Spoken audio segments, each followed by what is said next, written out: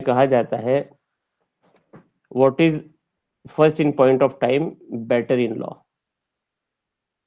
ठीक है, चलिए अब आ जाइए सेक्शन 49 पढ़िए। Section 49, Transferees right under policy. Transferees right under the policy. देखिए इसमें अंडरलाइन करिएगा, कह रहा है कि जहां मूवेबल प्रॉपर्टी ट्रांसफर की जाती है ट्रांसफरीज को, उसमें अगर वो प्रॉपर्टी इंश्योर्ड है, तो एक बार पूछा गया था किस चीज से इंश्योर्ड है, किसके अगेंस्ट इंश्योर्ड है, whether insured against loss by damage, either by fire, by accident, by natural calamity, by what. Underline करिए और पढ़िए। Where immovable property is transferred for consideration and such property or any part thereof is, at the date of the transfer, insured against loss or damage by fire. The transferee, in case of such loss or damage, may, in the absence of a contract to the contrary, require any money which the transferor actually receives under the policy, or so much thereof as may be necessary to be applied in reinstating the property. ठीक है, समझ गए आप। कह रहा है कि जहां पर कोई प्रॉपर्टी ट्रांसफरी को जो ट्रांसफर्स की जाती है और ऐसी प्रॉपर्टी अगर ट्रांसफरी एक्वायर करता है और वो प्रॉपर्टी इंश्योर्ड की गई है, इंश्योर्ड का मतलब उस प्रॉपर्टी का इंश्योरेंस है, लेकिन किस तरीके का इंश्योरेंस था, तो देखो लॉस और डैमेज बाय फायर, इसमें ऑप्शन था bye accident, by natural calamity, by any, तो क्या है यहाँ वर्ड, लॉस और डैमेज बाय फायर। फायर। ठीक है, अब जरा आ जाइए section 51। Section 51, Improvements made by bona fide holders under defective titles. देखिए कह रहा है कि अगर डिफेक्टिव टाइटल्स के अंदर where any person has holding a property under the defective title and if he has made any improvement in such property under the defective title, he shall be entitled to get the money which has been spent by him for the improvement of the property. Are you getting the point? Suppose करिए एक मामला है, ए और B जो है fraudulently transfer करता है, ए की जो प्रॉपर्टी है वो बी को मॉर्गेज दी हुई है और वो प्रॉपर्टी बी को डिफीट करने के लिए, फ्रॉड करने के लिए फ्रॉडुलेंटली सी को ट्रांसफर कर देता है। सी इस बात को जानता है, she knows it, the property is not free from all encumbrances, it is mortgaged against the money taken from the B. B से जो पैसा लिया हुआ है वो उसमें already mortgaged property. In such a case, अगर उस प्रॉपर्टी पे सपोज प्लॉट था, प्लॉट रख के ए ने बी को प्लॉट रखा और उससे जो है 2 लाख रुपए लिए, and again on the further date A has sold a property to C, C knows that the property is mortgage, ये डिफेक्टिव टाइटल है ए का, एंड ए अभी उसको ट्रांसफर नहीं कर सकता because it is under the encumbrance. अब वहां पर अगर उसको रियलाइज करने में, उस प्रॉपर्टी को रियलाइज करने में बी जो है प्रॉपर्टी को सोल्ड आउट कराता है और उसको बेचता है, तो वहां पर ऐसी प्रॉपर्टी जो बेची जा रही है बी के द्वारा उसका अमाउंट बी को मिलेगा। लेकिन अगर जो इम्प्रूवमेंट्स सी ने कर लिए थे, उसके ऊपर सपोज दीवार खड़ी कर दी थी, इधर दीवार, पीछे दीवार, सामने गेट लगा लिया था, उस मामले में सी को कंपनसेट किया जाएगा ए के द्वारा। बात क्लियर है? Yes sir. Yes sir. Section 51 is based on the doctrine of equity. Who seeks equity must do equity. देखिए जरा पढ़िए, ये लिखा है क्या ऐसा कुछ? Section 51. Improvements made by bona fide holders under defective titles. When the transferee of immovable property makes any improvement on the property, believing in good faith that he is absolutely entitled thereto, and he subsequently be evicted therefrom by any person having a better title, the transferee has a right to require the person causing the eviction either to have the value of the improvement estimated and paid or secured to the transferee, or to sell interest in the property to the transferee at the then market value thereof, irrespective of the value of such improvement. बात clear है? ऐसे improvement के लिए entitle होगा कौन? Transferee, जो सी था। ठीक है, अब आ जाइए जरा next, doctrine of lis pendens. देखिए, doctrine of lis pendens, Section 52 of the Transfer of Property Act talks about the doctrine of lis pendens. Lis pendens is a maxim which means lis means law and नहीं, lis means the pending litigation. Sorry, lis means pending litigation. So here the first point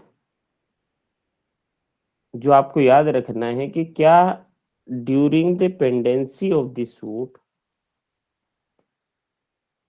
where a person who is and where the person who is in the possession of the property under any agreement or contract has sold out such property, while upon such property the case is pending whether such property can be retained or detained or not. और आसान शब्दों में आपको बता दे, क्या during the pendency of the suit जो property subject matter है उसको ट्रांसफर किया जा सकता है कि नहीं? सर नहीं किया जा सकता है। Except the authority of the court, अगर कोर्ट डायरेक्शन दे तो। और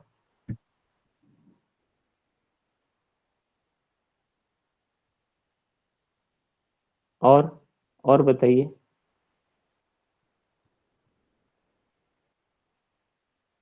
याद रखिएगा, where the property has been transferred तभी सेक्शन 52 अप्लाई होता है। प्रॉपर्टी ट्रांसफर्ड हो चुकी है, मामला पेंडिंग था। एग्जाम्पल सुनिए, A has made an agreement to sell with B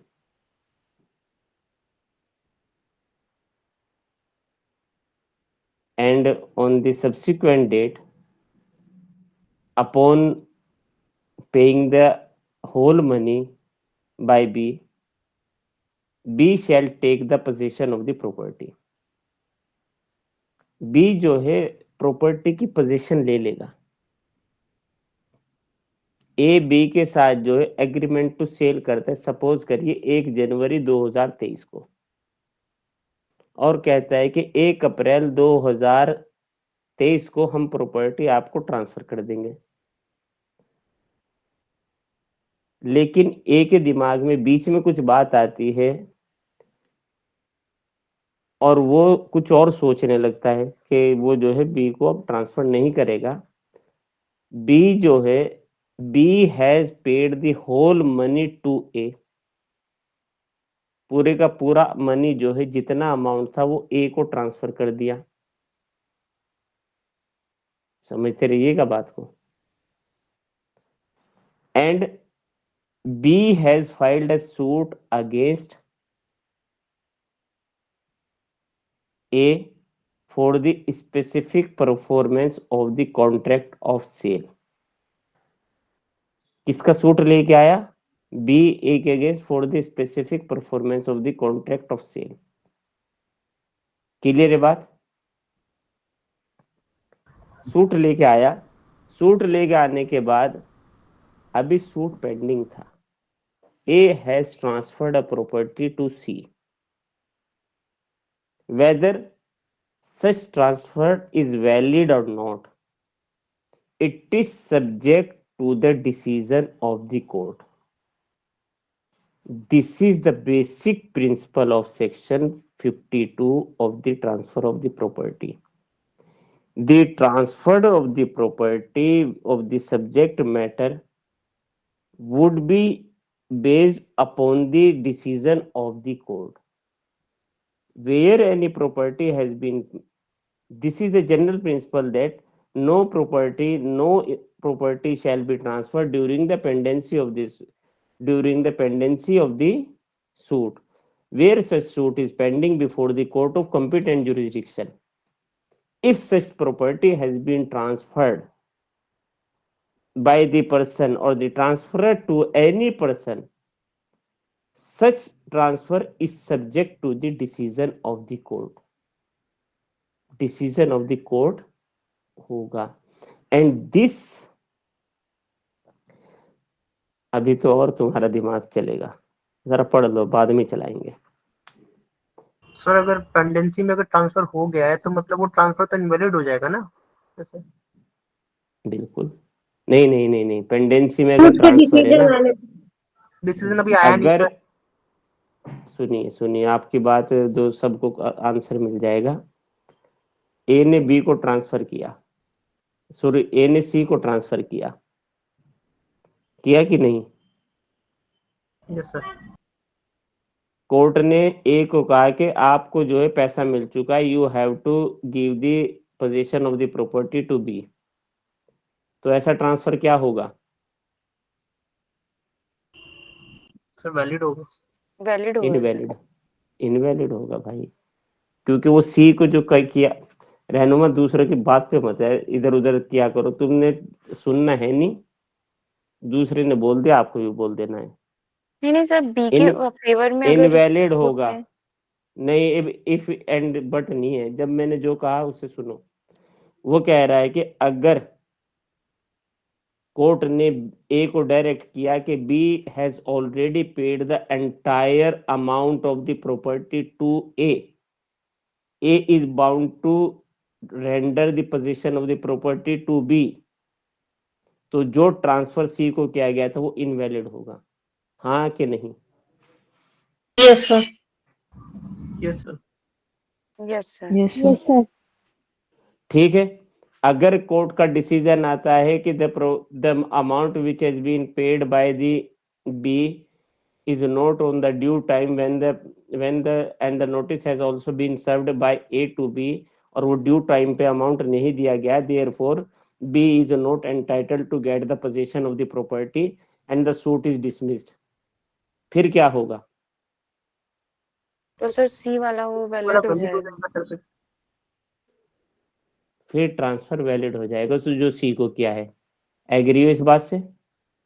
yes sir. Yes sir. Yes sir. Yes sir. सभी के सभी। चलिए बस यही बात थी, इसी के ऊपर पूरा बेस्ड है सेक्शन 52। पढ़िए जरा। Section 52, Transfer of Property Pending Suit Relating Thereto. Ji. During the pendency in any court having authority within the limits of India, excluding the state of Jammu and Kashmir, or established beyond such limits by the central government of any suit or proceedings which is not collusive, and in which any right to immovable property is directly and specifically in question, the property cannot be transferred or otherwise dealt with by any party to the suit or proceeding so as to affect the rights of any other party thereto under any decree or order which may be made therein, except under the authority of the court and on such terms as it may impose. समझ आया? ये जो authority of the court है यही तो मामला है। अगर ऐसा पेंडेंसी में कोई सूट फिर कर दिया गया तो वो वैलिड हो जाता है। क्लियर है बात? लिखिए जरा जल्दी से। Section 52 is based on lis pendens. Section 52 is based on the doctrine of lis pendens. हाथ तेज चलाइएगा।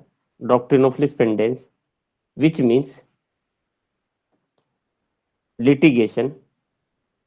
Lis means litigation and pendens means pending. So lis pendens would mean pending litigation. Doctrine of lis pendens is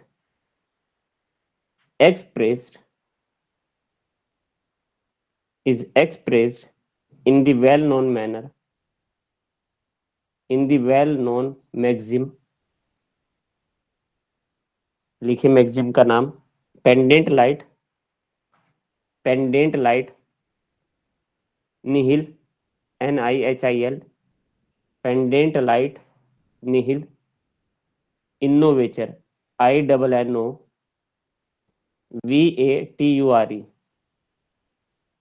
which means during the pendency of the litigation nothing new should be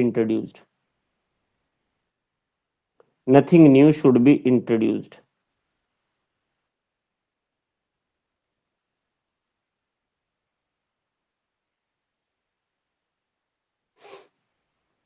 clear है बात?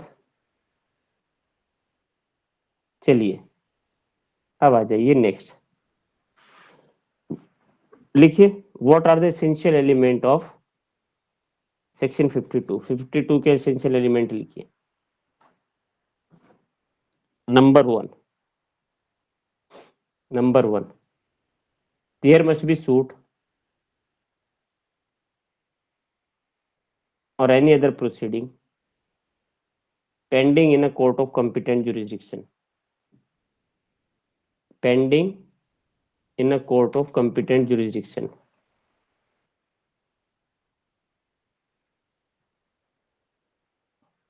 लिखिए जरा इसमें pendency of a suit और proceeding लिखिए। बता चुका, लिखवा रहा हूं। This section applies only where a property is transferred during pendency of litigation.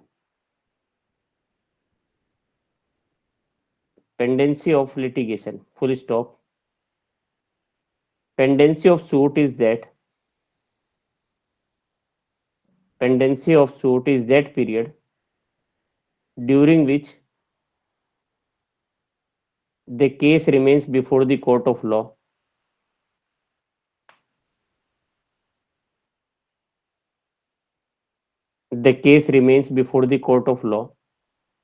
For its final disposal.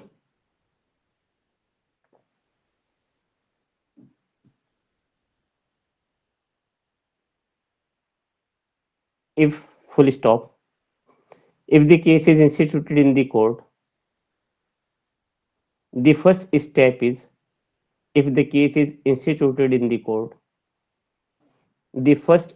is presentation of the plaint, and the last step is passing of decree.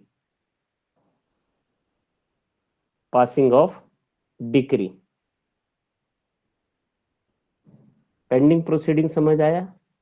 Transfer कब की जा रही थी property? Property transfer की गई थी कि नहीं?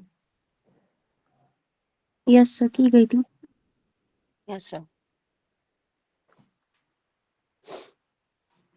नेक्स्ट लिखिए, pendency in the court of competent jurisdiction. Jurisdiction कैसी होनी चाहिए? कोर्ट ऑफ कॉम्पिटेंट जुरिसडिक्शन होने चाहिए।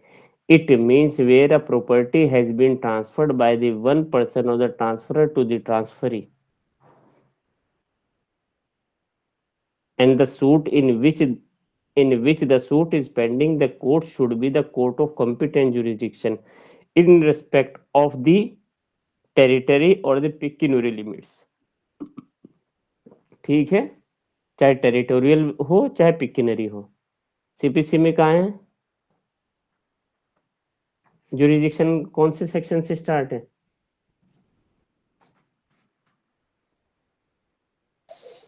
15 to 20। 15 से लेके है, ठीक है, 15 से लेके 25 तक। फिर ऑब्जेक्शन वगैरह भी थे, वो भी तो जुरिसडिक्शन से रिलेटेड है। Yes no? Yes sir. 21, 21A, 22 में एप्लीकेशन आएगी, 23 में कौन सी कोर्ट होगी, 24 में जो है हाई कोर्ट और डिस्ट्रिक्ट कोर्ट होगी, 25 में सुप्रीम कोर्ट होगी। क्या तो सर हम तो भूल गए, है ना? नहीं सर, याद है सर। हाँ, अब तुम सब चीते हो गए। टाइग्रेस, टाइगर तो है ही नहीं कोई। All tigress are here. Vaibhavi तुम कब बनोगे टाइग्रेस, या बस ऐसे ही रहना है?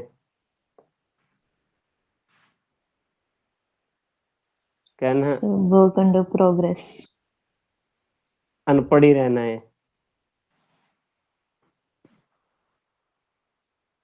चलिए third point, right to immovable property must be involve. Right to immovable property must be involve. कैसी प्रॉपर्टी का राइट होना चाहिए? जो ए ने जो बी सूट लेके आया, जो बी सूट लेके आया था ए के अगेंस्ट कि हमें जो प्रॉपर्टी ट्रांसफर करो, जो प्रॉपर्टी आप हमसे कॉन्ट्रैक्ट ऑफ सेल कर चुके, वो कौन सी प्रॉपर्टी थी?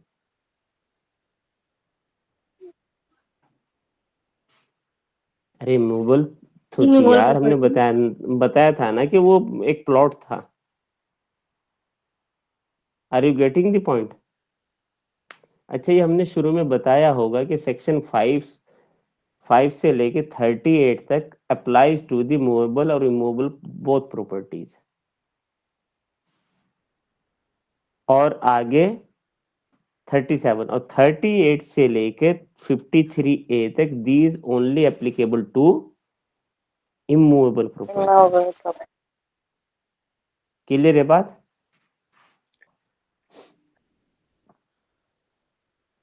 लिख लोगे ये बात जो हमने बताई? Sir The suit which is pending before the court of law, it must be related to the immovable properties, that it must be directly and substantially in issue before the pending suit. Yes, no? Yes. Next point, सब इसी से लिखवा रहा हूं, याद रखिएगा, मेरे पास कुछ नहीं है। Suit must be bonafide, not collusive. Collusive पढ़ा था ना अभी आपने? Collusive means the intention of the transferee. जो बी है हमारे रजिस्ट्रेशन में, जो बी की जो इंटेंशन होनी चाहिए वो मालाफाइड नहीं होनी चाहिए कि वो चाहता है परेशान करना। ए तो करने वाला था, ए को तो ट्रांसफर करना था, ए जानता था ए को ट्रांसफर करने जा रहा था, लेकिन वो परेशान करने की वजह से सूट लेके आता है। Here under section 52 the essential condition is the suit must be the bona fide and not the collusive. It means the suit of the plaintiff must not be based on the mala fide intention. it must based on the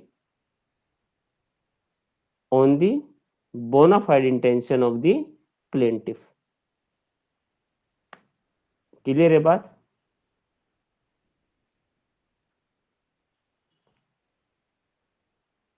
अच्छा एक बात बताइए, 52 whether section 52 applies to the cases relating to the by the act by the operation of law? No sir.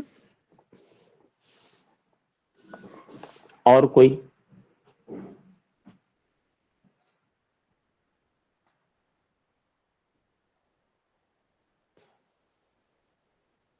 सवाल समझे मेरा?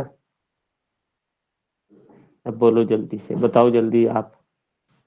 रहनुमा कैसे चुप भाई? Do not take my words otherwise. हंसने का तो अधिकार मैंने किसी को नहीं दिया। जी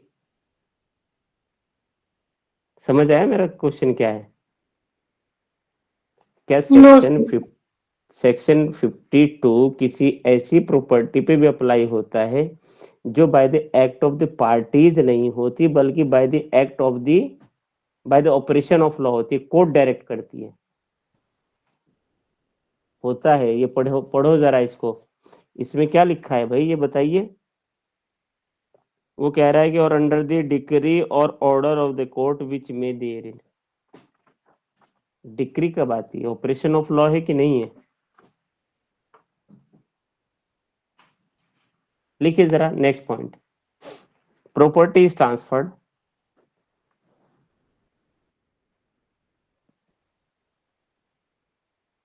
property is transferred or otherwise dealt with means property transferred होनी चाहिए। what here transfer means where the property which is the subject matter of the pendency of the suit, it must be transferred. Here the essential element of the during lease pendants is the property which is subject matter of the dispute, it has already been transferred. Are you getting the point? वो transfer की जा चुकी। What is transfer? Transfer means transfer by sale, by lease, by mortgage, by exchange. Is it clear?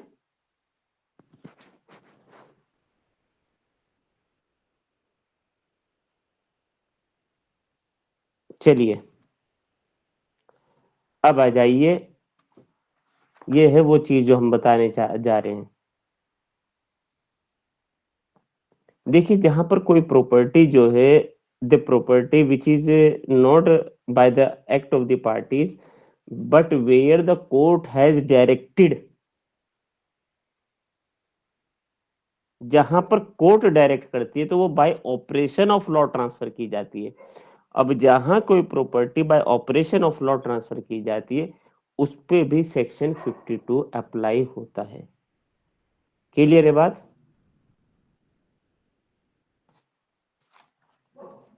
जी बताइए आप लोग।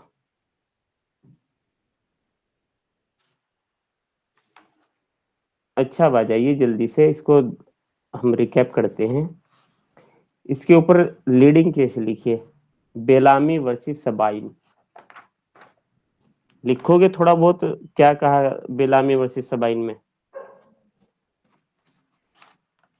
Bellamy BELLAMY, Bellamy versus Sabine, SABINE Sabine.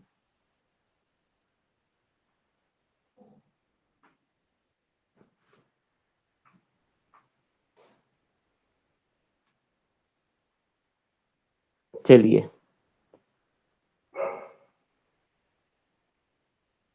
देखिए, a doctrine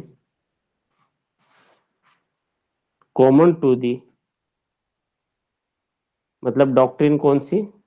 lease pendens. Doctrine of lis pendens common to the courts both of law and equity, court of law and equity.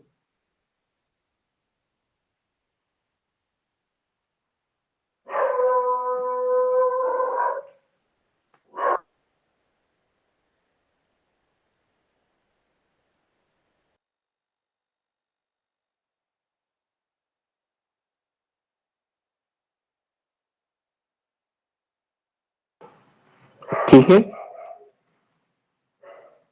आवाज आ रही थी पीछे से? Sir doggy की आवाज आ रही। हाँ यार, ये जबरदस्ती के पल गए यहाँ। लिखिए, equity and law and equity. आगे, on the foundation that it would plainly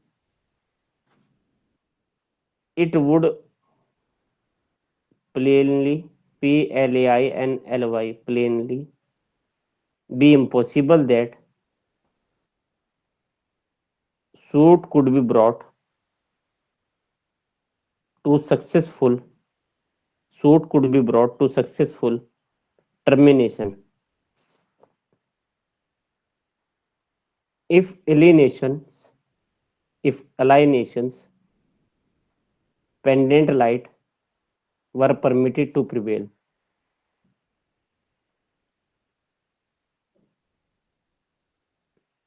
The ruling also have been followed by Honorable Supreme Court in Faiyaz Hussain versus Prag Narayan. Faiyaz Hussain versus Prag Narayan. अच्छा, ये पूछा जाता है पेंडेंट लाइट जो है कब से स्टार्ट होता है, तो जरा इसका एक्सप्लेनेशन देखो। कब से स्टार्ट मानी जाती है पेंडेंट लाइट? मतलब कि पेंडेंसी ऑफ द सूट का मतलब क्या होता है, कब से स्टार्ट माना जाएगा? At the time of the pendency of the plaint जब स्टार्ट हुआ, प्रेजेंटेशन ऑफ द प्लेंट, और एग्जीक्यूशन प्रोसीडिंग या अपील या रिवीजन, कब से स्टार्ट होगा, कब से कब तक माना जाएगा? पढ़िए जरा। यस, सर केस का फुल नेम बता दिए। फयाज हुसैन वर्सेस प्राग नारायण। पढ़िए भाई, explanation. Explanation. For the purposes of this section, the pendency of a suit or proceeding shall be deemed to commence from the date of the presentation of the plaint or the institution of the proceeding in a court of competent jurisdiction, and to continue until the suit or proceeding has been disposed of by a final decree or order, and complete satisfaction or discharge of such decree or order has been obtained, or has बस become छोड़ दो, un समझ आ गया ना कब से कब तक? It applies to appeal, execution proceeding also, at the time of the appeal, execution, presentation of plaint, सब पे अप्लाई होता है। ठीक है, अच्छा अप्लाई नहीं होता, रिवीजन पे अप्लाई नहीं होता। Pendency of the suit, pendant light. ठीक है, अच्छा यहां से एक प्रिंसिपल निकल के आता है, आपको बता दें। अभी आप ये भी तो कह सकते थे कि सर ये कंस्ट्रक्टिव नोटिस नहीं है क्या? where a suit is pending before the court of law, whether it is not a constructive notice to see, where he is purchasing any property from ए से, जो वो परचेज कर रहा है, क्या उसको वो कंस्ट्रक्टिव नोटिस नहीं है कि वो जो है मामला पेंडिंग है कोर्ट में, उसके बाद भी वो परचेज कर रहा है? तो जहां नोटिस होता है वहां तो ट्रांसफर फिर वैलिड होगा ही नहीं। ये तो बात समझ आ रही है कि नहीं?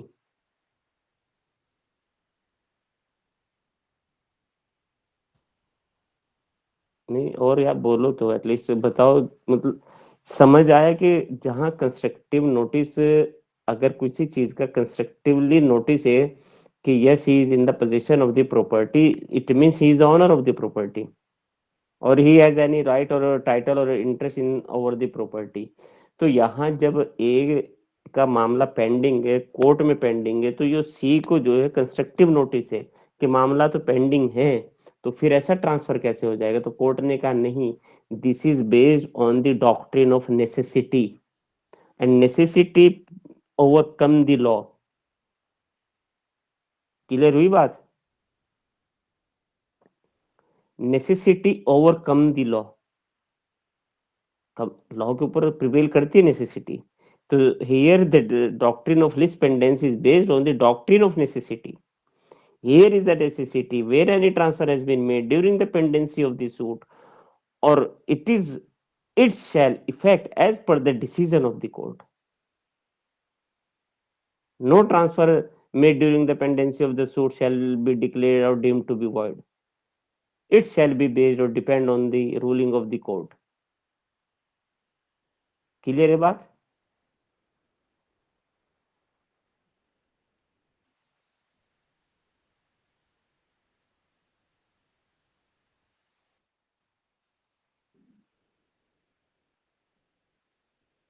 मुझे काशिफ ने मजबूर कर दिया, सच बता रहा हूँ। क्लास तो समझ आ जाती है आपको।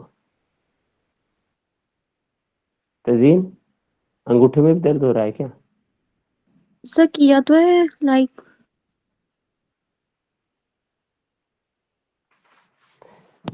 समझ आई बात क्या समझाना चाह रहा हूँ? लिखो जरा, केस का नाम लिखो, जीटी ग्रीश वर्सेस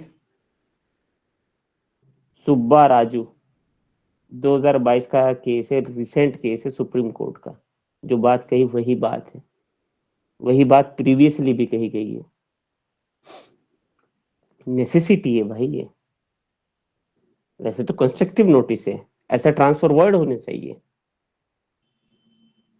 आइए, और क्लियर है बात? मैं सच बता रहा हूं आपको, आप चले जाइएगा और टीपीए में इतनी क्लैरिटी फर्स्ट टाइम में लेके आ जाइएगा कहीं से। क्लियर है बात? अब आइए नेक्स्ट। दो केस कौन कौन से बताए? बेलामी वर्सेस सबाइन, दूसरा फयाज फैयाज हुसैन हुसैन वर्सेस प्राग नारायण। अब आ जाइए fraudulent transfer. Yes please. Sir ये जीटी ग्रीस में क्या बोला गया था, थोड़ा फैक्ट बोल देंगे sir?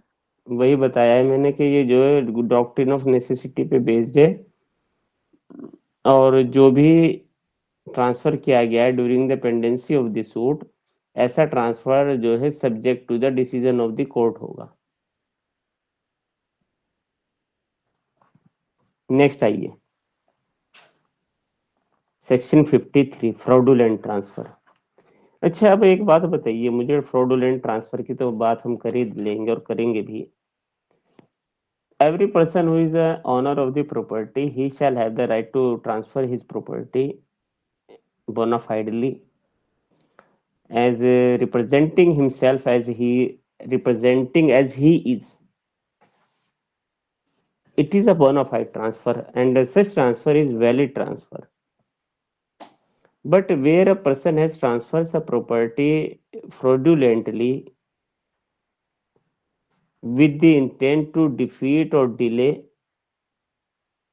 the interest of the creditor, such transfer may, in the eyes of the law, be voidable at the option of such creditor, but at the eyes of the equity, it is not good. Because equity prevents a person from representing fraudulently, to transfer a property fraudulently, and represents himself fraudulently.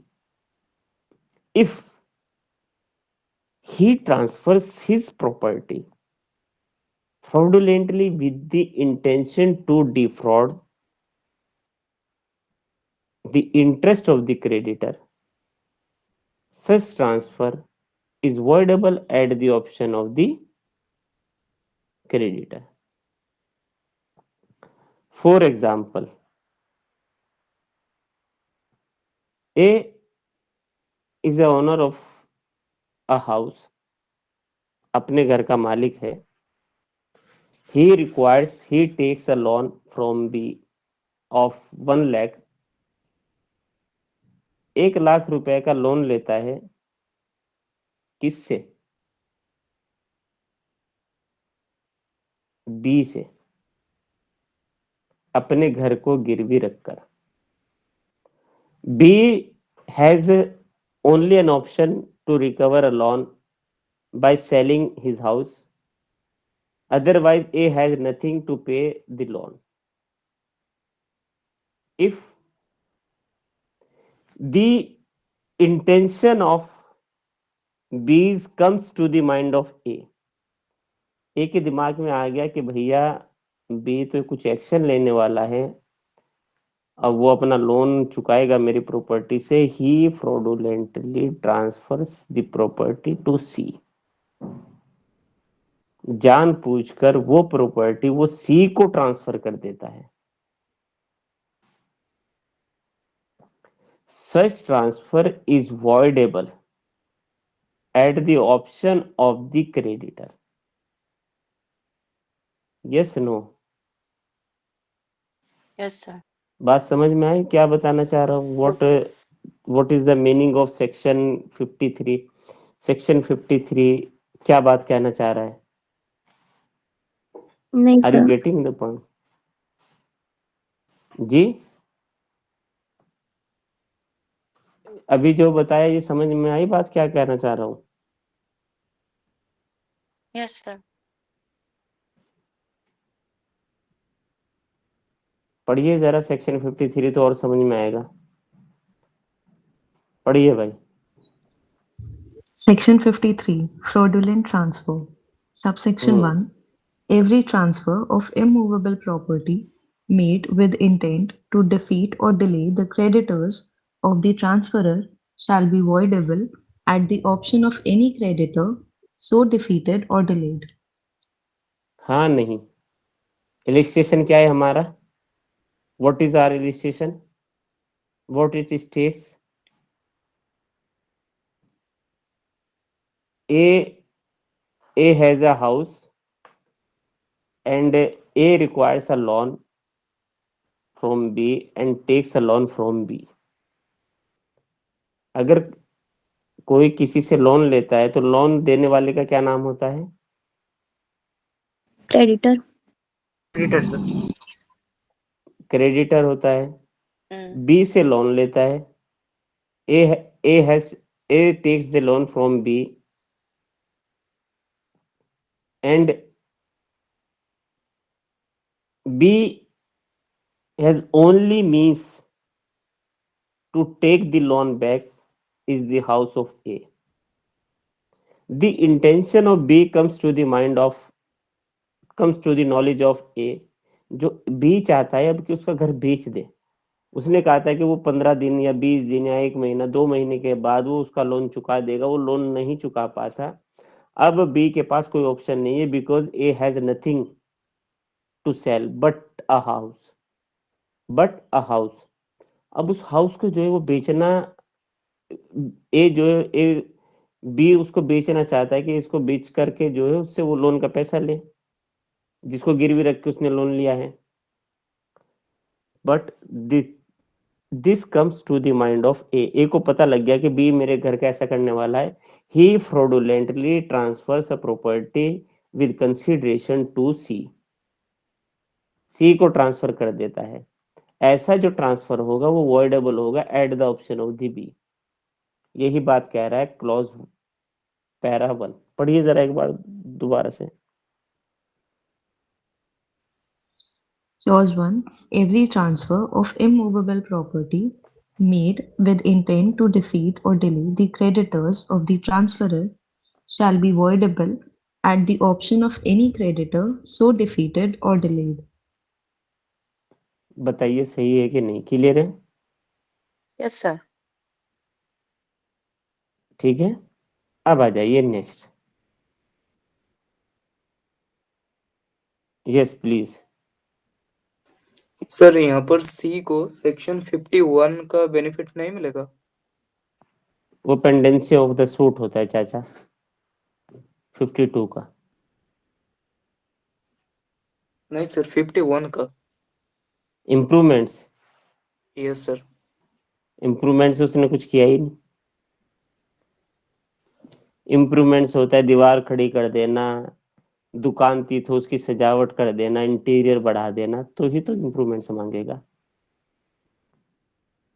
घर था, कुछ नहीं किया। Next, जरा लिखिए जल्दी से, first essential element लिखिए, ट्रांसफर ऑफ इमूवेबल प्रॉपर्टी। कैसा ट्रांसफर होना चाहिए? Where transfer intended to defeat और delay the interest of the creditor in the property, such interest must be in the immovable property. Yes no? Yes sir. Yes sir. ठीक है।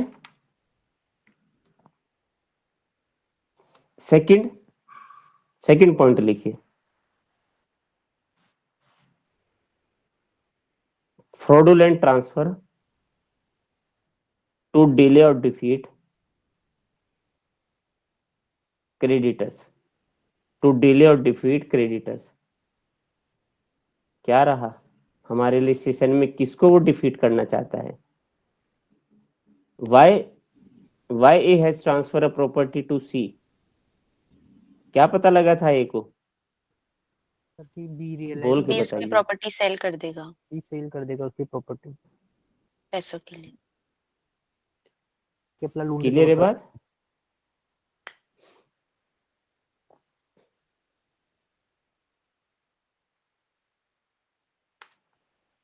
Clear है ना सबको?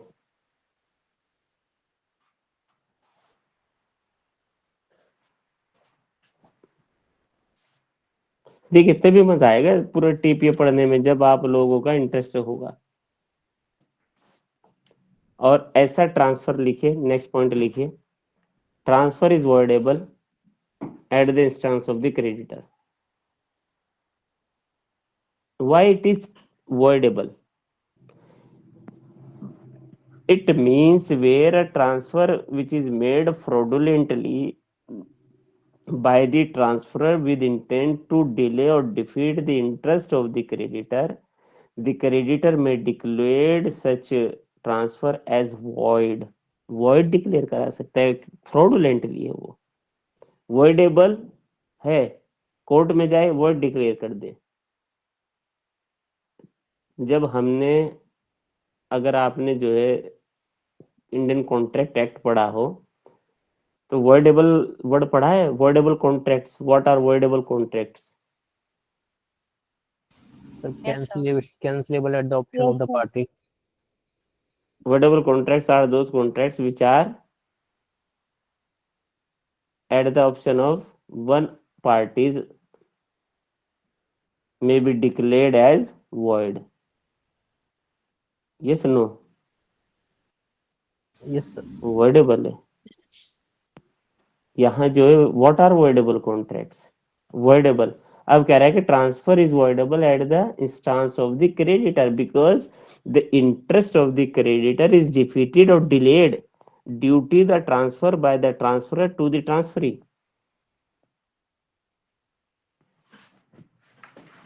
Yes बताइए, clear है point? Yes sir. पहली बार में क्लियर कर देते हैं, अब तो आप जो है बस ऐसे बात करते रहते हैं। ठीक है, पहला transfer, first kind of transfer. ठीक है, second kind of transfer, clause 2। अच्छा, इसका पहले एक्सेप्शन पढ़ लेते हैं ना क्लॉज 1 के। तो क्लॉज 1 का पहला exception, nothing in this section shall impair the rights of the transferee in good faith for consideration. Good faith means where with the due care and caution, with the due care and caution, with the reasonable inquiry, with the due care, reasonable inquiry, reasonable time, the transferee has taken the inquired into the matters that the property is free from all encumbrances, property पे किसी भी तरीके का कोई mortgage नहीं है, कहीं पर कोई नहीं है, and after that the transferee has purchased such property, though the property is already mortgaged to be, such transfer shall not be deemed to be invalid if the transferee is a bona fide purchaser. Clear है बात?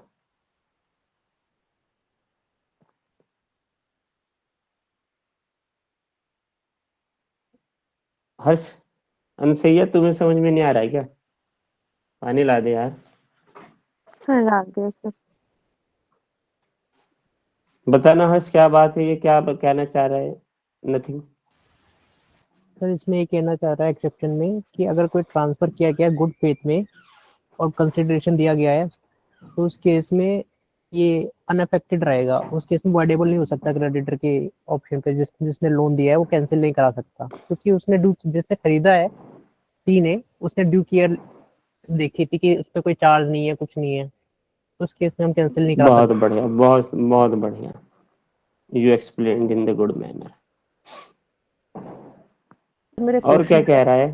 एक question जी है sir, जैसे कि अगर हम mortgage कराते हैं तो प्रॉपर्टी के पेपर तो ओरिजिनल उसके पास होते हैं जी, लेकिन वो मतलब एग्जीक्यूट नहीं, देखो उसमें क्या होता है कि प्रॉपर्टी के पेपर होते हैं लेकिन एग्जीक्यूशन नहीं होता।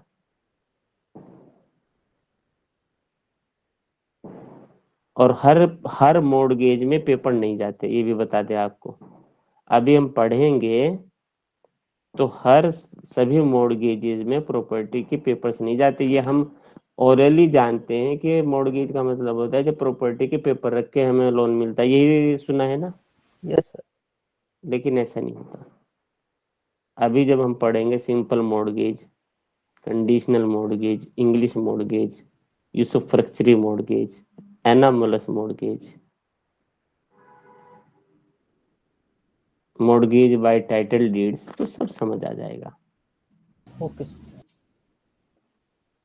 अब आ जाइए नेक्स्ट। और क्या कह रहा है? पढ़ना भाई।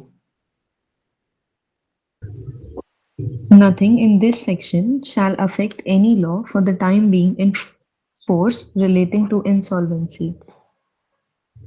Nothing in this section shall affect any law.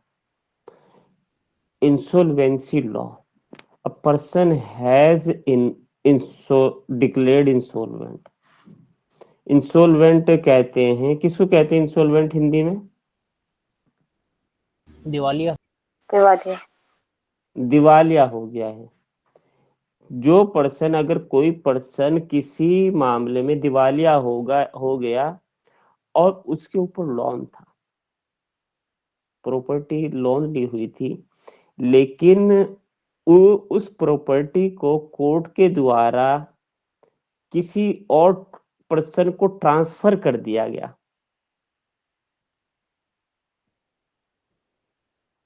Are you getting the point?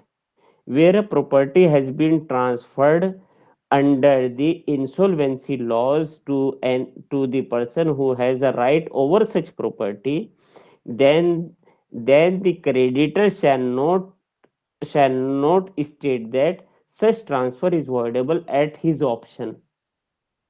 फिर वो ये स्टेट नहीं करेगा कि वो उसके ऑप्शन पे, क्योंकि वो अंडर द इंसॉल्वेंसी लॉ उसको राइट था कि वो उस प्रॉपर्टी से पैसा ले। Yes no?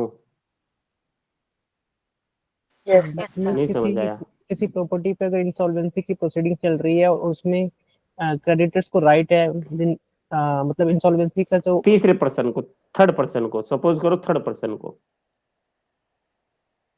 ओके एक इंसॉल्वेंसी, उस एक प्रॉपर्टी में इंसॉल्वेंसी प्रोसीडिंग चल रही है, लेकिन वो प्रॉपर्टी ऑलरेडी मॉर्गेज है किसी वही मॉर्गेजर को, जो क्रेडिटर हम कह रहे हैं जिससे पैसा लिया है, लेकिन उसको जो है वो ऑलरेडी इंसॉल्वेंसी प्रोसीडिंग चल रही है, और इंसॉल्वेंसी प्रोसीडिंग में कोर्ट वो उस किसी और पर्सन को दे देती है क्रेडिटर को छोड़कर। तो क्रेडिटर ये नहीं कहेगा कि sir such transfer is voidable at the option of me. Clear है? Okay sir. सर बेसिकली इसमें इंसॉल्वेंसी लॉ जो है वो प्रिवेल करेगा ओवर द प्रिवेल करेगा, बिल्कुल बिल्कुल बिल्कुल sir exactly, IBC code 2016 prevail करेगा जो एनसीएलटी में। बिल्कुल बिल्कुल।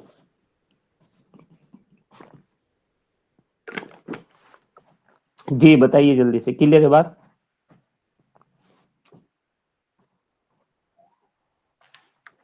अब आ जाइए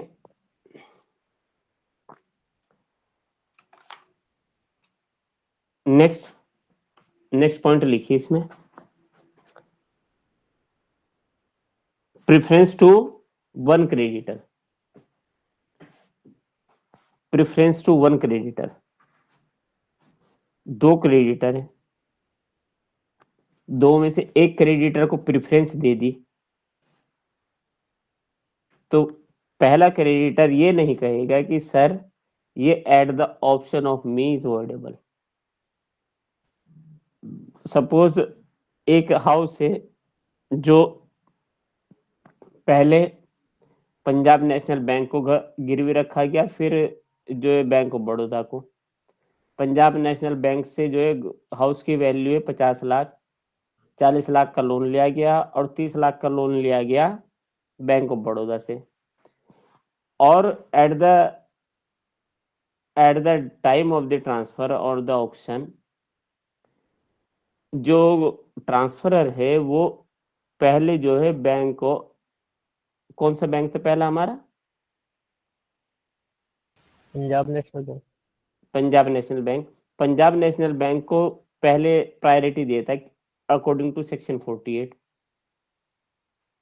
तो ये नहीं कहा जाएगा कि जो सेकंड है बैंक ऑफ बड़ौदा है, बैंक ऑफ बड़ौदा ये नहीं कहेगा कि सर मैं भी तो क्रेडिटर हूँ, at the option of the bank of Baroda such transfer is invalid और वर्डेबल। ये भी एक्सेप्शन है, preference to one creditor. Hakim Lal versus Mushar Sahu. Hakim Lal versus Mushar Sahu. In this case, Privy Council has held that. In this case, Privy Council has held that a preference to one creditor can be made over the other creditor, and such transfer shall not be deemed to be a fraudulent transfer. Clear है बात? Yes sir.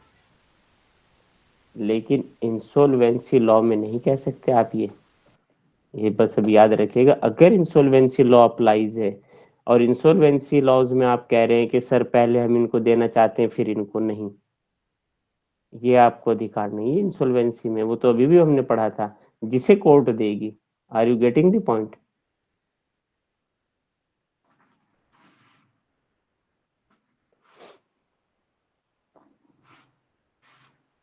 Sir insolvency law में court का discretion apply होगा,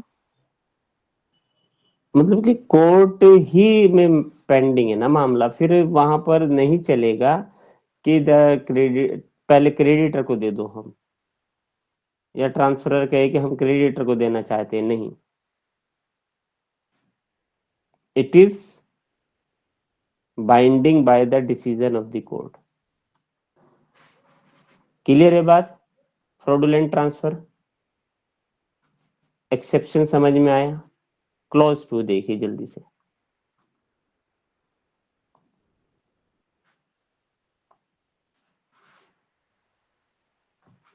Subsection 2. Every transfer of immovable property made without consideration with intent to defraud a subsequent transferee shall be voidable at the option of such transferee. देखिए part 2 कहता है कि where gratuitous transfer has been made. Gratuitous transfer has been made to the subsequent transferee. Such transfer is voidable at the option of the subsequent transferee. Gratuitous दिया गया one person को, then such transfer shall be voidable at the option of the subsequent transferee. ये आपको ऐसे समझ नहीं आएगा बिना इलिस्ट्रेशन के। इलिस्ट्रेशन लिखिए जल्दी से। Suppose A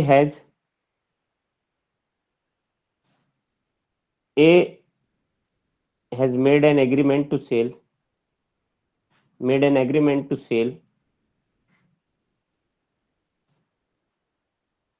of a piece of land to B on 1st January 2000. 1 जनवरी 2000 को जो है ए बी के साथ एग्रीमेंट टू सेल करता है, टू ट्रांसफर और sell the property to B.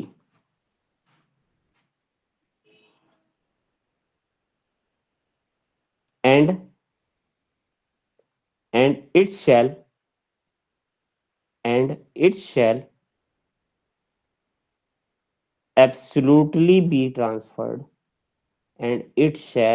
absolutely be transferred to B on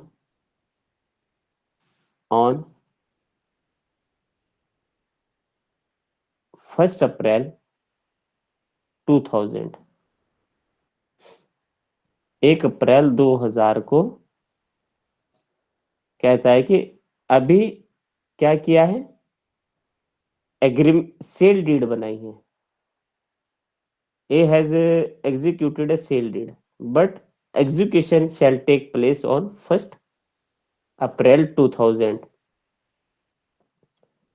उसी बीच A ने B के साथ क्या किया है, एग्रीमेंट टू सेल। अभी प्रॉपर्टी ट्रांसफर नहीं, एग्रीमेंट टू सेल हुआ है। लिखिए on 1st February 2000 A has made a gift of a piece of land to C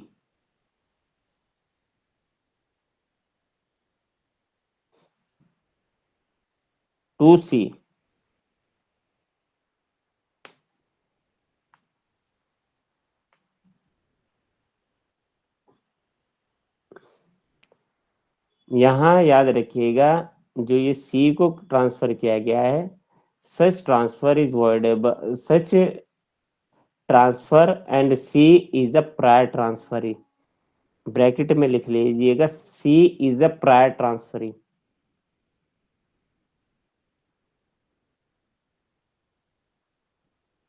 when at the time of the execution of sale deed on 1st April 2000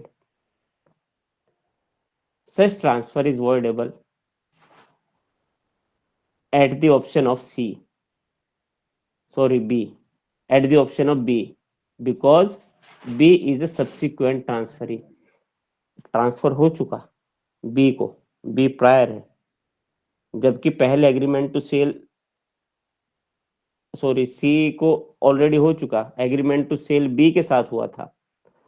अब यहाँ B जो है 1 अप्रैल 2000 को जो है ये ऐसे ट्रांसफर को वॉइडेबल डिक्लेयर करा सकता है। क्लियर है बात? दोबारा पढ़ो clause 2। Clause 2. Every transfer of immovable property made without consideration with intent to defraud a subsequent transferee shall be voidable at the option of such transferee. अच्छा, डिफ्रॉड कर रहा था कि नहीं कर रहा था? जब 1 जनवरी 2000 को आप एग्रीमेंट टू सेल कर चुके बी के साथ, तो आपने 1 फरवरी 2000 को सी को क्यों ट्रांसफर किया? हुआ कि नहीं हुआ? Yes sir. जब हुआ तो ऐसा ट्रांसफर क्या होगा, वर्डेबल होगा at the option of the subsequent transferee. और सब्सिक्वेंट ट्रांसफरी कौन है, बी की सी? B B. चलिए क्लियर है बात।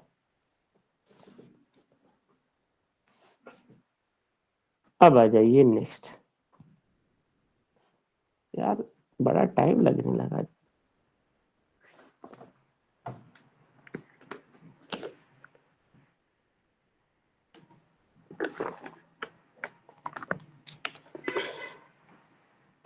देखिए समझिएगा, जो हम पढ़ने जा रहे हैं, डॉक्ट्रिन ऑफ पार्ट परफॉर्मेंस।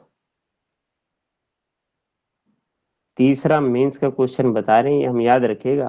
पहला 52, दूसरा 53 और तीसरा 53A। मेंस में, प्री में, हर जगह मिलते रहेंगे ये सवाल आपको। Part performance. The doctrine of part performance is based on the equitable doctrine. Under the English law, the doctrine of equitable part performance, where any person has made a contract to sale of the property, and in the contract to sale transfers or agrees to transfer such property to the transferee under such agreement, and in the consequence of agreement to sale, the transferee has get the possession of the property, and such transferee is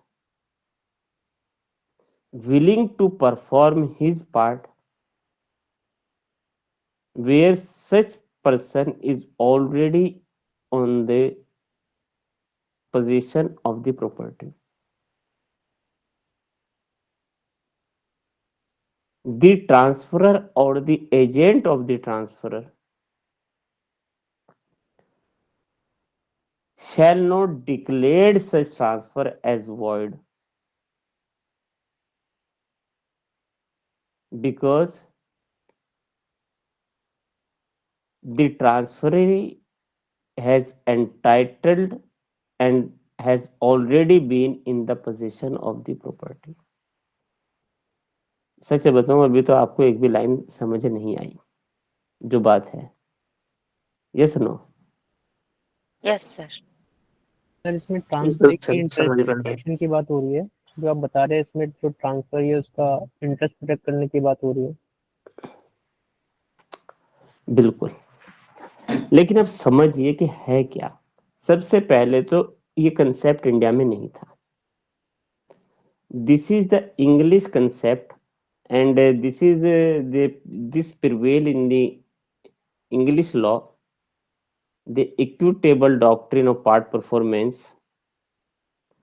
equitable doctrine of part performance के नाम से जानी जाती थी। इसका मतलब होता क्या था, देखिए हिंदी में समझ लीजिएगा।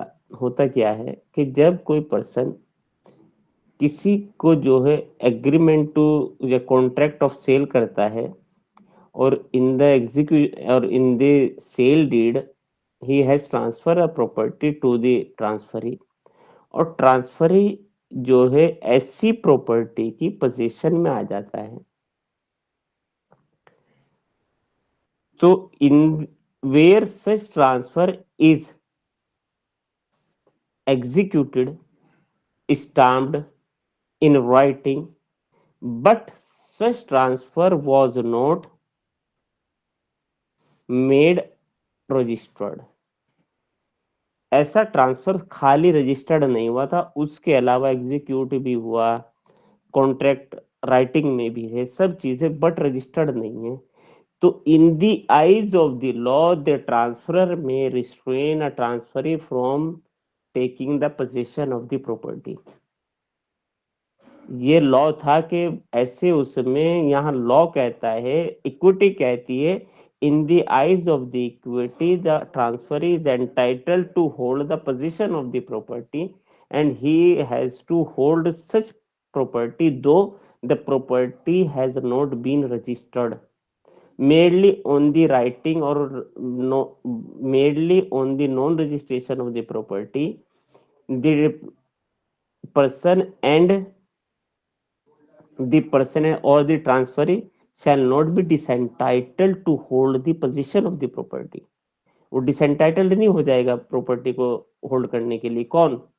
ट्रांसफरी, जिसको प्रॉपर्टी ट्रांसफर की गई है ट्रांसफर के द्वारा, खाली इस ग्राउंड पे के रजिस्ट्रेशन नहीं हुआ। ये कहती है क्या? Doctrine of part performance. लेकिन in the eyes of the law such transferor may restraint, जो ट्रांसफरर है वो रिस्ट्रेन कर सकता है लॉ के मुताबिक, जो लॉ इंग्लैंड में था। इसीलिए जो है equitable doctrine of part performance आई और कहा गया कि though where any document is not getting registered the transferee shall not be disentitled to hold the possession of the property where he has already performed his part or willing to perform his part,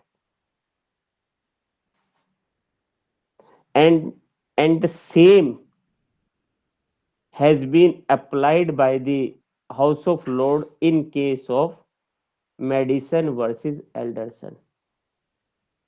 medicine versus Alderson के case में जो है पहली बार जो है English law में जो है doctrine of part performance apply की गई और कहा गया कि where any transfer has been made by the transferor to the transferee where such document has been executed and by the written agreement or the contract stamped and such document has been stamped properly but not have been registered, then the transferee cannot be restrained from holding the possession of the property and he shall not be disentitled merely on the one lacuna in the eyes of the law।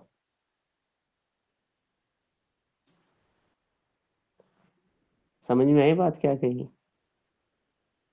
Yes sir. Yes sir. सभी को तजीन बड़ी जी मेहनत से sir. बताई है, आगे समझ में? जी सर। हाँ। तो याद रखिएगा क्या कहा कि जो मेन है रजिस्ट्रेशन, कि रजिस्ट्रेशन ना होने से खाली किसी डॉक्यूमेंट के जो प्रॉपर्टी ट्रांसफर की गई है उसमें ट्रांसफर डिसेंटाइटल नहीं हो जाएगा, या तो वो अपना पार्ट परफॉर्म कर चुका है या विलिंग टू परफॉर्म है। तो कहा गया whether this is well applicable in India, तो applicable in India, Indian courts has also applied the doctrine of part performance in India. India में अप्लाई किया और 1929 से पहले ये सेक्शन ही नहीं था 53A जो है 1929 में ऐड किया गया और 1929 में ऐड करने के बाद जो है स्टैट्यूटरी प्रोविजन हमारे यहाँ लाया गया। ठीक है, क्लियर है बात? स्टैट्यूटरी प्रोविजन लाया गया और हमारे यहाँ जो है सबसे पहले मोहम्मद मूसा वर्सेस अशोक कुमार गांगुली, कौन सा केस है? मोहम्मद मूसा वर्सेस अशोक कुमार गांगुली के केस में जो है पहली बार doctrine of equitable doctrine of part performance apply की गई और कहा गया it is well applicable under the Indian law. Indian law में भी वेल एप्लीकेबल है। क्लियर है बात? अभी Yes, जो sir. है 1914 का केस है ये, अभी 29 नहीं आया, अभी ऐड नहीं हुआ, पार्ट परफॉर्मेंस नहीं आया हमारे यहाँ। 1914 में जो है प्रीवी काउंसिल कह रही है it is well applicable in Indian law and where any transfer has been made by the transferor to the transferee and such contract of sale has been duly executed by writing stamped but there is a non registration of a document, then the transferee shall not be disentitled to have or holding of the possession of the property. Are you clear with this? Yes, sir. But after the addition of, ऐसे ही लिखना है, शुरुआत करनी है English law, English doctrine, equitable doctrine of part performance बताना है। उसके बाद जो है मेडिसन वर्सेस एल्डरसन का केस बताना है। उसके बाद इंडियन लॉ लिखना है। इंडियन लॉ में अब पहले आप मोहम्मद मूसा वर्सेस अशोक कुमार गांगुली को डिफाइन करेंगे, जो हमने बताया है। उसके बाद आप कहेंगे now this section 53A has been added by the 1929 Amendment Act with the statutory provision which provides that, क्या प्रोवाइड्स करते बताइए madam.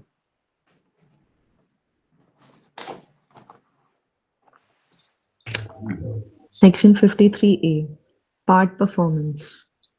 Ji Where any person contracts to transfer for consideration any immovable property by writing signed by him or on his behalf, from which the terms necessary to constitute the transfer can be ascertained with reasonable certainty, and the transferee has, in part performance of the contract, taken possession of the property or any part thereof of the or the transferee, being already in possession, continues in possession in part performance of the contract, and has done some act in furtherance of the contract, and the transferee has performed or is willing to perform his part of the contract.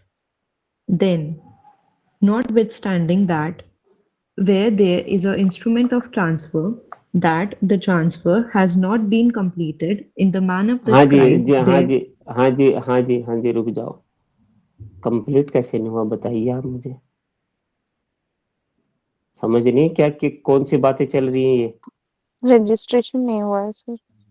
registration वाला। हाँ देखिए, अब जरा पढ़िए, पढ़ो पढ़ो ऐसे ही has not जैसे मुझे आ रहा है, तभी तो मजा आएगा।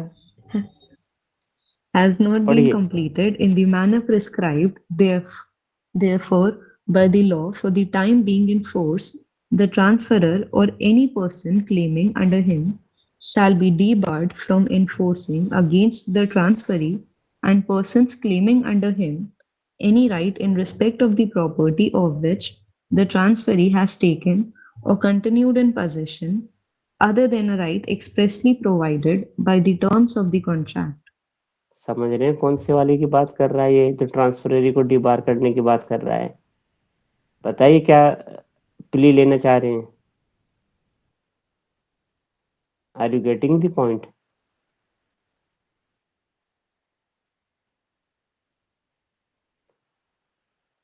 सच बताइए, मजा आया कि नहीं पढ़ के?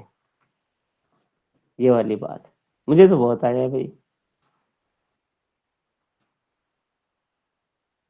अब ऐसे ऐसे थोड़े वर्डिंग्स आए तो थोड़ा अच्छा भी लगेगा हमको भी। सर इसका मतलब एक इलस्ट्रेशन से ऐसे समझ सकते हैं कि जैसे कि एक का एक घर है और उसने अपना बी के साथ सेल करने का कॉन्ट्रैक्ट किया है, और बी उसके लिए कुछ अमाउंट भी टोकन अमाउंट पे कर देता है एडवांस में, और मीनवाइल ए क्या करता है, टोकन अमाउंट के बेसिस पे पोजीशन दे देता है बी को। फिर बी रेडी भी होता है बैलेंस अमाउंट पे करने के लिए, लेकिन ए मना कर देता है, मुझे अमाउंट नहीं चाहिए, और साथ ही साथ बी को बोल देता है घर खाली करो, और कॉन्ट्रैक्ट को कैंसिल करता है। और बी अपना लेकिन क्यों? क्योंकि प्रॉपरली वो स्टाम्प्ड था, डेटेड था और एग्जीक्यूटेड था, बट रजिस्टर्ड नहीं था। Yes sir. इस ग्राउंड पे तो कोर्ट कहेगी नहीं नहीं नहीं, पैसा दीजिए और जरा इनको पोजीशन में बने रहने दीजिए। You can not debar the transferee from entering upon the, और where he is already in the position of the property he can not be disentitled to the property. Clear है बात? Yes sir. इसको कहते हैं doctrine of part performance. समझ रहे? डिसएंटाइटल नहीं कर सकते आप उसको, ठीक है। लेकिन whether after the passing of the Indian registration act, कब का Indian registration act? 1908। Yes no? Yes sir. तो कोर्ट ने कहा नहीं नहीं नहीं नहीं भाई, देखिए जरा, in Arif versus Jaddunath case, in Arif versus Jaddunath case, the Privy Council has held that the Privy Council has held that an statutory provision of Indian Registration Act cannot be taken away by applying a equitable doctrine of part performance। अच्छा, हमारे वाले part performance में और English में समझ में आ रहा है क्या बात हो रही है? हमारे यहाँ तो रजिस्ट्रेशन अब नेसेसरी है। बात क्लियर है? यस। Yes, sir. therefore लिखिए, therefore after the amendment act of 2001, therefore after the amendment act of 2001 of Indian Registration Act, section 17(1)(b) was added,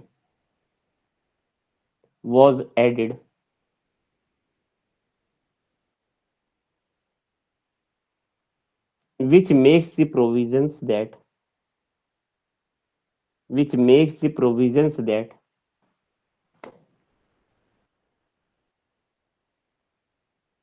all contracts for part performance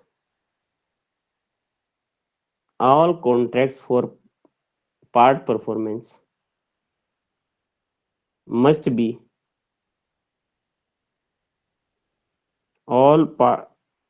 contracts for part performance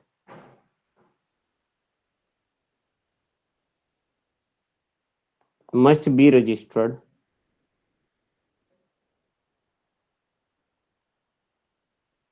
as per the provision of Indian Registration Act।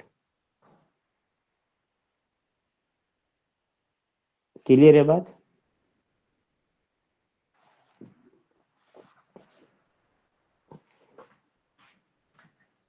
बात समझ में आ गई? तो क्या क्या essential element है? पहला essential element लिखिए, there should be a contract to transfer immovable property, बता चुके, इमूवेबल प्रॉपर्टी ट्रांसफर होनी चाहिए। दूसरा, transfer should be in the position of the property. Third, transferee either performed or willing to perform his part of the contract। Immovable property होनी चाहिए। दूसरा, वो position में होना चाहिए। और ट्रांसफरी जो है या तो परफॉर्म कर चुका हो अपना पार्ट या परफॉर्म करने का विलिंग हो। ठीक है। Section 53 is a defensive right. Section 53 is a defensive right. It is a shield, not sword. It is a shield, not sword। याद रखिएगा, जब कोई आकर आपको डिसएंटाइटल कर रहा है, आप उसका डिफेंस लेंगे। आप यानी कि किसी को डिस्पोजेस करने के लिए आप सूट लेके आएंगे। Are you getting the point? The right given under section 53A is a shield, not a sword। Therefore, in Prabodh Kumar versus Dantmara tea company,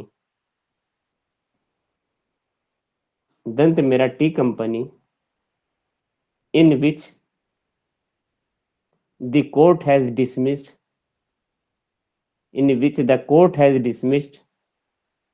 the plea of plaintiff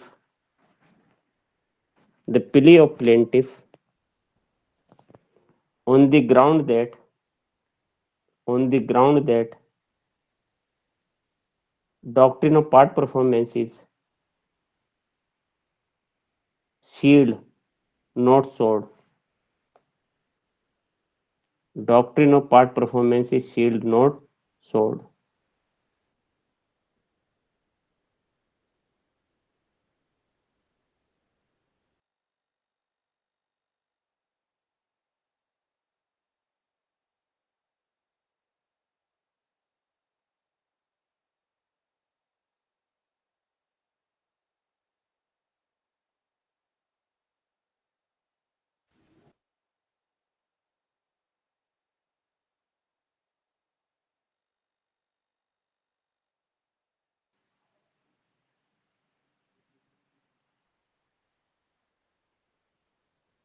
ji clear है बात आपको?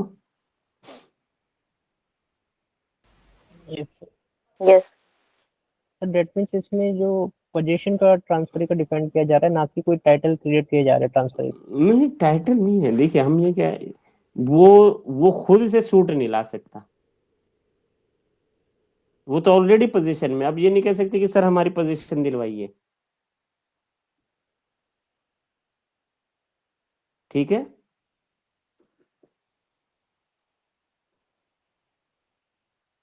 चलिए सर वो thank you जो so much. Suit रहेगा sir position को protect करेगा ना सर?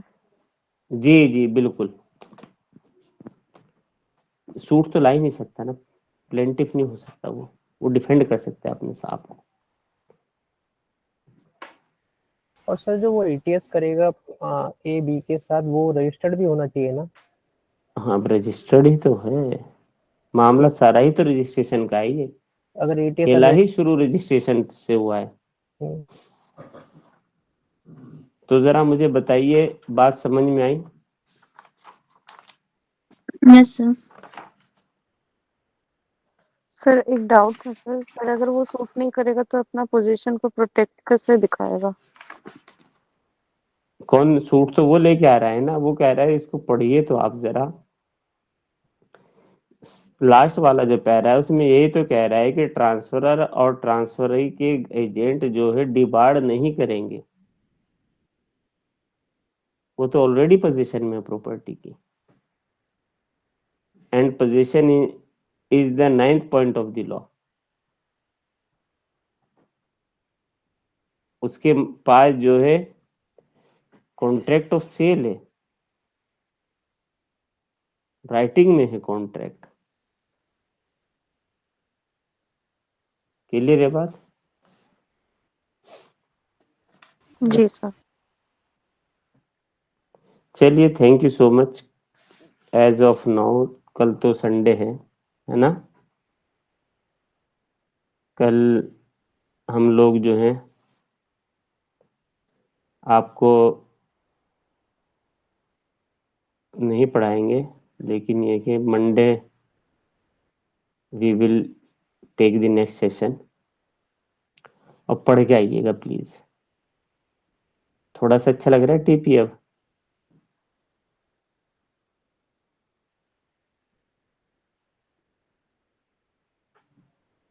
अच्छा, जितने सब्जेक्ट अभी तक पढ़े हैं उसमें टीपी टेक्निकल है कि सीपीसी टेक्निकल है? सर टीपीए टेक्निकल है। सीपीसी। सीपीसी तो प्रोसीजर यार समझ में आ जाता है कि समन ऐसे होगा, वो समन का एग्जीक्यूशन ऐसे होगा, ये प्रॉपर्टी अटैच होगी, ये नहीं होगी, कमीशन ऐसे होगा, इंटरलोकेटरी ऑर्डर से होते हैं, इंजंक्शन टेम्पररी इंजंक्शन अब इशू होगा, अब इशू नहीं होगा, इनको रेस्ट नहीं किया जाएगा।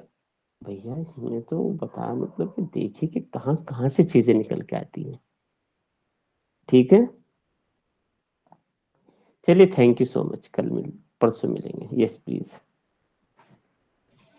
सर एक छोटा सा कंफ्यूजन था सर, यहाँ पर instrument of transfer has not been completed, इसका मतलब रजिस्ट्रेशन कंप्लीट नहीं हुआ। वही तो बात पूछी थी हमने। वैभवी क्या बात पूछी थी तुमसे रोक के? जी सर, यही था कि कंप्लीट क्यों नहीं हो रहा है, क्योंकि आपने पहले ही बोला था कि रजिस्टर नहीं हुआ है वो, चलिए क्योंकि रजिस्ट्रेशन के बाद तो वो कंप्लीट ही हो जाएगा। क्योंकि देखिए वो परफॉर्मेंस अभी जब आप इक्विटेबल पढ़ेंगे कि equitable doctrine of part performance, वो कह रहा है कि सब चीज सही है, खाली रजिस्ट्रेशन ना होना किसी को डिसेंटाइटल कर देगा, डिस्पोजेस कर देगा, डिबार्ड कर देगा उसे प्रॉपर्टी से। तो equitable doctrine of part performance कहती है नहीं नहीं नहीं करेगा। दो in the eyes of the law it is not right, but equity protects the position of the transferee. वही बात हमारे यहाँ की भी की गई, मोहम्मद मूसा वर्सेस अशोक कुमार गांगुली। लेकिन हमारे यहाँ प्रोविजन आ गया 1929 में। उसके बाद we had the act of 1908 of the Indian registration act, और उसके बाद जो है बाय 24 सितंबर 2001 हमारे यहाँ इंडियन रजिस्ट्रेशन एक्ट में अमेंडमेंट किया गया और कहा गया कि all contracts of the part performance shall be registered, register किए जाएंगे। क्लियर है? चलिए, बहुत टेक्निकल पार्ट था सीपीए का। सर जी जी जी। अल्लाह हाफिज। दोबारा बोलना। अल्लाह हाफिज सर। अच्छा भाई, ये बच्ची बहुत कलाकार है। वे भाई जी सर। जब भी तुम्हारे साथ एलएलएम में आएगी जरा इसका स्पेशल ख्याल रखिएगा आप, ठीक है? सर वो कुछ नहीं जी करेंगे, ये सर। जिस चक्कर में आप हैं। लग जाएगा पता बेटा। चलिए, थैंक यू सो मच, बहुत टाइम। और प्लीज कल रिवाइज करिएगा, मंडे हम पूछेंगे। Thank you so much. अस्सलाम वालेकुम sir. Thank you sir. Allah thank you sir. Thank you sir.